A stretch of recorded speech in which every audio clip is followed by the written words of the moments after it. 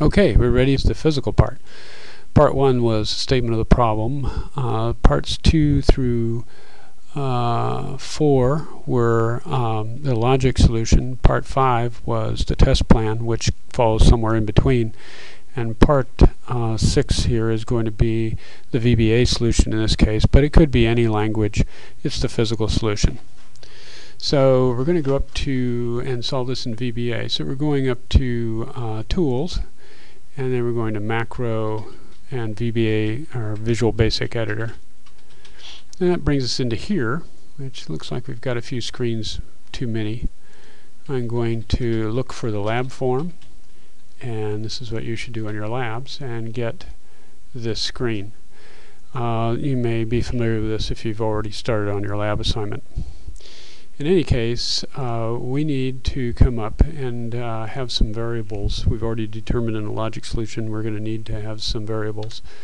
So we're going to do that with a dim statement, and we need to do the num1, num2, and the product variables.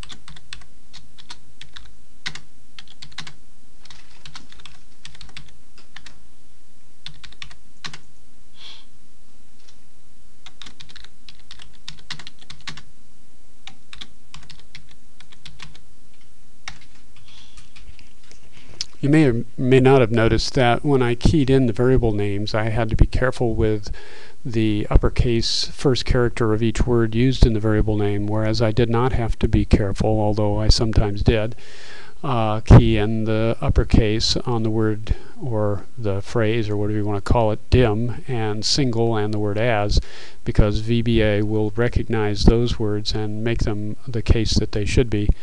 So everything in blue, if you're seeing the colors, are VBA specific words, and those that are in black are the variable names. Alright, so we've got the 3 variables stipulated. Now we'll go down and we're going to add in the module name, which, as I recall from the logic solution, and you may have printed that off or have that available so that you know, is multiply.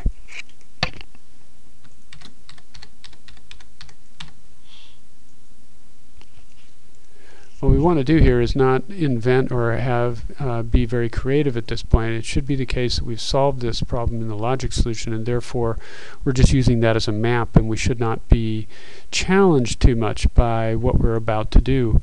And that's why I'm taking the names, the variable names, and the module name from the logic solution. Normally, multiply, the module name, would be where driver module is, up above where it says private sub, just below the line, private sub driver module underscore click.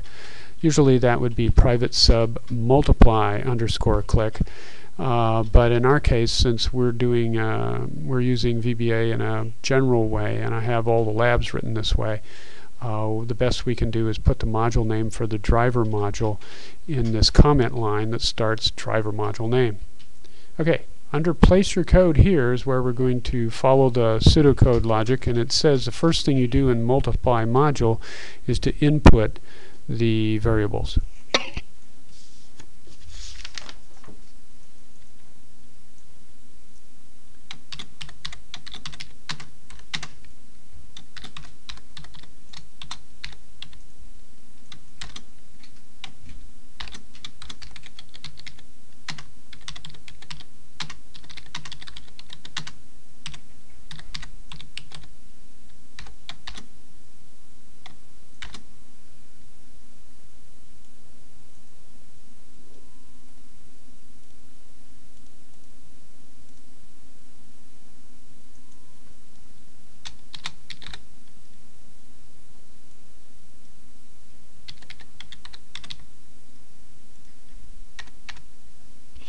So the first logic step, which was to input num1 and num2, is now completed. We're using a VBA function called input box to make this happen, and then we're bringing it in with the assignment statement and putting it into the variables that we've already defined above.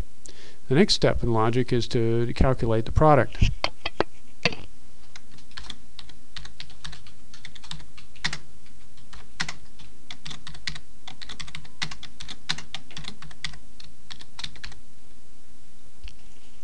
We're also using an assignment statement here. So so far we've used 3 assignment statements to accomplish the input and to accomplish the derivation of the product. And then the last thing that the logic solution says to do is to output the result.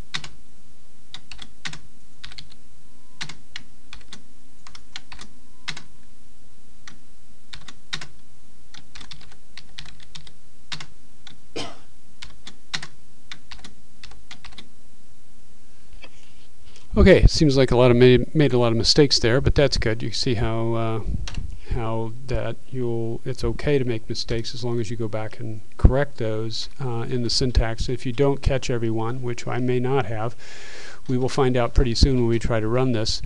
But one way to know that if the syntax is at least somewhat adequate is that if I had missed something, such as this continuation mark right here, I'm going to delete that. You notice that's the text after that turns red, indicating that there's a syntax error. It isn't really telling me a whole lot about what the error is, but I can sort of figure that out by context. So I'm going to put that back in, and we'll try to explain this whole line. Label out.caption. Label out is the object that you see right here in yellow. That's indicating that we're going to put the output in here, and then caption is the property of that particular box where the information will go. So this whole expression label out.caption is just indicating that the output should go to that yellow space on the form. And then there's an equal sign. Again, we're using an assignment statement, and it's setting it equal to, curiously, lab1 label out it should be, so I'm going to put out in here, dot caption. It's setting it equal to itself at first. The reason for that is that if we don't do that, the new output line, if it's a second output line, would overwrite the first, and you wouldn't be able to see what came before. So this will say, okay, first of all, take everything that's in the label out.caption and put it into label out.caption, and then tag on this new stuff so that we get a continuation while we're running the application of the output. And then we're going to put in, with an ampersand sign, we're concatenating. The right term is concatenate. We're going to concatenate VB new line, which is a VBA specific variable name that you don't have to define with the dim statement, that will do a carriage return. So we're going to take the old stuff, then do a carriage return, and then we're going to paste the new stuff on a new line. And we're going to continue. This space underscore simply means I don't have enough room here, or I don't want to put the rest of this out this way. I don't want to have to use the scroll bar, although you can to scroll to the right. Most programmers don't want to do that, so they continue so they can stay within one screen. And we're going to paste on the literal, and anything that is a literal is in quote marks, by the way.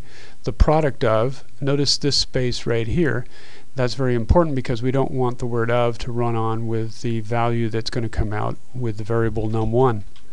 Notice that num1 is not in quotes. That's because it's a variable.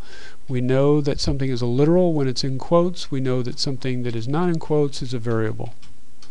So it's going to put the number that you enter for num1 after the word of in the literal, the product of such a number, ampersand, and then we're going to say and, concatenate again, num2, so that if you put in 3 and 5, it'll say the product of 3 and 5 is product. This will be the variable of 15 in this case, and then we concatenate a period on the end of the sentence. Okay, so now we want to run this, so we go up to the run icon.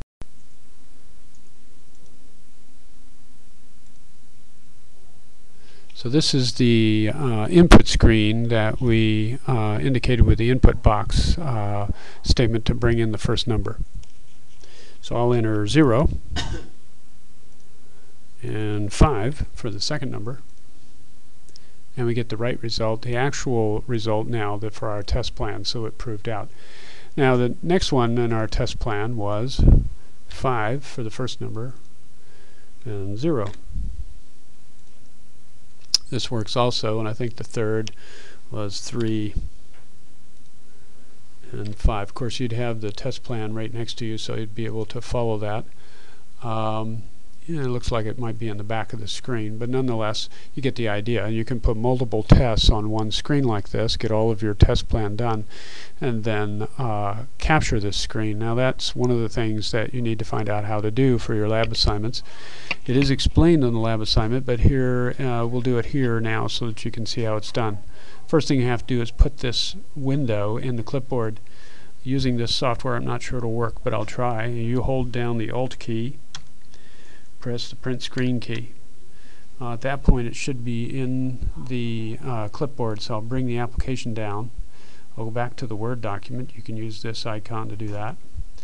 I'll go down to where the captured screen should be, and hopefully it will come in when I paste it. And it did. Okay, so that's that part. The only thing left to do, assuming that your test worked and you're satisfied with the results, the only thing left to do is get the VBA portion. So I'll go back into the VBA application and bring up code. And what I want you to do this term is to take everything in this module all the way down to the last end sub, starting at warning and going all the way to the last end sub of the last module that you use. Now in the first 2 or 3 labs, you're just going to have one module. It's going to be the driver module like this is here, so you won't have to worry. But later we'll get into multiple modules. I think in lab 3 actually you get in multiple modules, and then you'll have to copy all those other modules, and it'll just be the case that you'll highlight everything in this area. So I'm going to then right click and say copy. I'll go back to the Word document, get to the right place where I want to paste that code, and it's right at a page break, but that's okay, and I'll paste it, and you notice everything has come in. I might want to separate the end sub from the captured screen heading, and I might want to put this orphan up here, the heading for VBA code, down on the same page, but it's not a critical thing to do. In any case, this is all the VBA code and the captured screen. This one document then has all the logic, all the physical code, and the captured screen in it. So this is what I look at when you send in your lab. You save this and attach it to it and sending it to me. In any case, it also has the macro behind it, so that if I need to, I can go in and look at the macro. So this one document is all you have to do. So just save it. Takes a little while, and then you're done. You just have to go to our website and do a private email message to me and attach this to it. This ends or concludes the sequence 6 parts of the product problem.